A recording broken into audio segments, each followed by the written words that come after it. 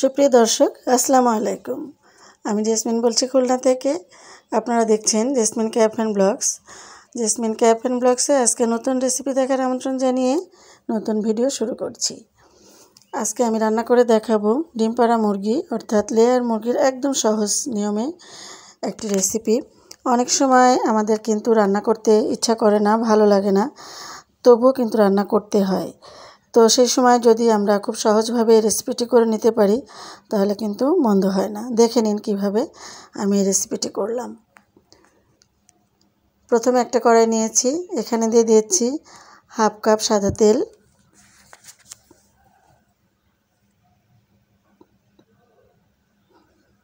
এবার আমি মুরগিগুলো দিয়ে দিব, অর্থাৎ মাংস দিয়ে দিব। মুরগির যে মাংসটা সেটা দিয়ে দিব।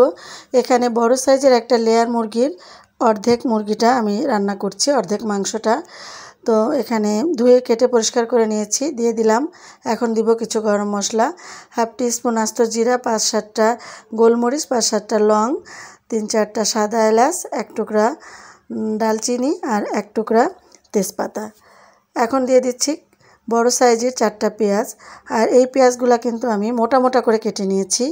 আমার কাছে এরকম মোটা করে পেঁয়াজ কেটে দিলে খুবই ভালো লাগে।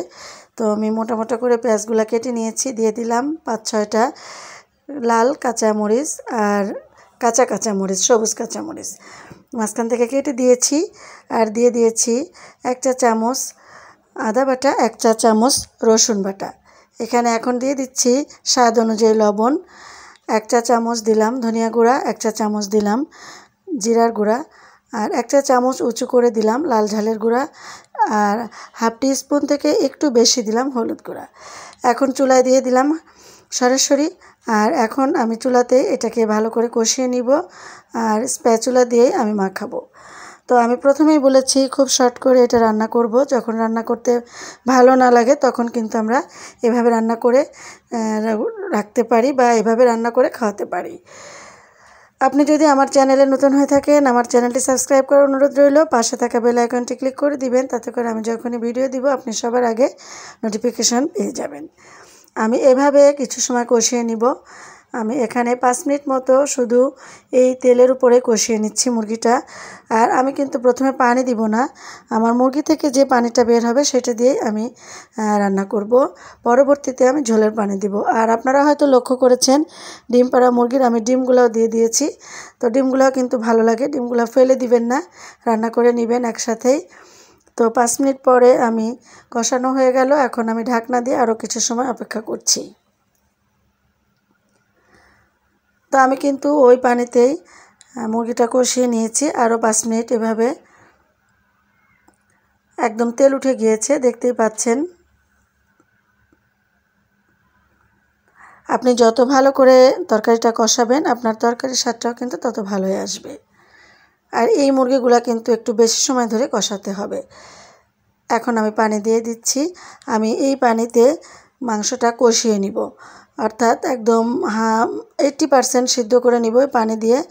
তো এখন জালটা একদম লো করে দিয়ে আমি ঢাকনা দিয়ে 15 থেকে 20 মিনিট এভাবে রান্না করব, তাতে করে মুরগিটা কিন্তু সিদ্ধ হয়ে যাবে। যেহেতু এই মুরগিগুলো একটু শক্ত হয়, তো এভাবে যদি রান্না করে নেন তাহলে কিন্তু আর শক্ত থাকবে না। আমি এই যে চলে আসছি 15 মিনিট আমি এভাবে রান্না করে নিয়েছি একদম মিডিয়াম টু লো ফ্লেমে। আমার মুরগির মাংসগুলো কিন্তু একদম সিদ্ধ হয়ে গিয়েছে। এখন আমি এই পানিটা কষিয়ে শুকিয়ে নিব, তারপরে ঝোলের পানি দিয়ে দিব। থাকেন আমার সাথে। ভিডিও ভালো লাগলে একটা কমেন্ট করবেন। এখনও যদি লাইক দিয়ে না থাকেন প্লিজ একটা লাইক দিবেন। আর যদি খুবই ভালো লেগে যায় তাহলে আপনি শেয়ার করে দিবেন। তো নেড়েচেড়ে কিন্তু খুব সুন্দর করে কষিয়ে নিতে হবে। এখন আমি দিয়ে দিব আলু। আপনি চাইলে আলুটা স্কিপও করতে পারেন, তবে আমার পরিবারে আলু পছন্দ করে মাংসের, এই জন্য আমি অল্প করে 2টা ছোট সাইজের 2টা আলু দিয়ে দিলাম। আলুটা দিয়ে কিন্তু আরও কিছু সময় কষিয়ে নিতে হবে।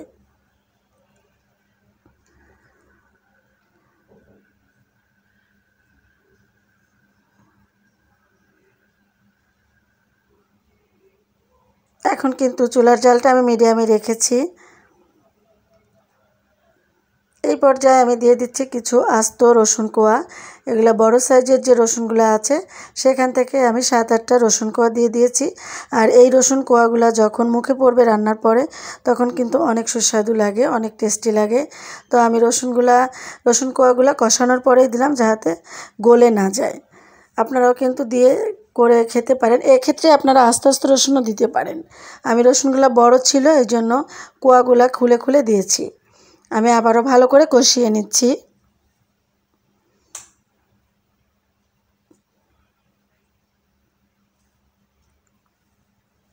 ফাইনালি আমার কষানোটা হয়ে গিয়েছে। এখন আমি ঝোলের পানি দিয়ে দিলাম। আমি এই মগের 1.5 মগ পানি দিয়েছি ঝোলের। এটা আমার পরিবারের কতটুকু পরিমাপে ঝোল লাগবে সেই অনুপাতে নিয়েছি। আপনারা আপনাদের পরিমাপ বুঝে ঝোলের পানিটা দিয়ে দিবেন। এখন আমি ঢাকনা দিয়ে ঢেকে দিচ্ছি, আরও কিছু সময় রান্না করে নিব। মাংসটা সিদ্ধটা যে বাকি আছে আর আলুটা একসাথে সিদ্ধ হয়ে যাবে সেই পর্যন্ত ঢাকনা দিয়ে নেড়েচেড়ে আবারও রান্না করে নিচ্ছি।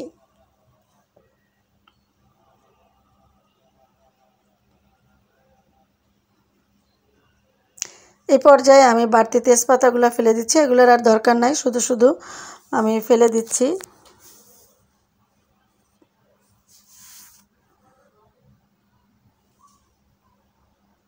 এখন আবারও ঢাকনা দিয়ে আর একটু ঝোলটা আমি কমিয়ে নিব। খুব বেশি ঝোল রাখলে কিন্তু ভালো লাগবে না, আবার একদম শুকনো করে রান্না করলেও ভালো লাগবে না। মিডিয়াম পরিমাপে ঝোলটা রাখতে হবে।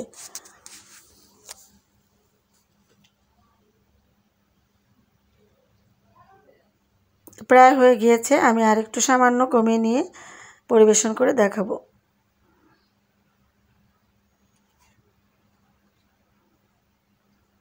তো আমার রান্নাটা কিন্তু প্রায় হয়ে গিয়েছে। ঢাকনা দিয়ে আর 5 মিনিট অপেক্ষা করব। এরই মাঝে হয়ে গেল সুস্বাদু লেয়ার মুরগির অর্থাৎ ডিম পাড়া মুরগির সহজ পদ্ধতিতে রান্না। যখন আমাদের ভালো না লাগে, রান্না না ইচ্ছা করে, আমরা কিন্তু এভাবে সহজভাবে রান্না করে নিতে পারি। টেস্টের কিন্তু কোনো প্রকার হেরফের হবে না। আর এখন আমি আমার ঘরে তৈরি করা যে গরম মশলা গুঁড়াটা আমি সবসময় দিয়ে থাকি রান্নার শেষে, সেটা কিন্তু এখন আমি দিয়ে দিচ্ছি।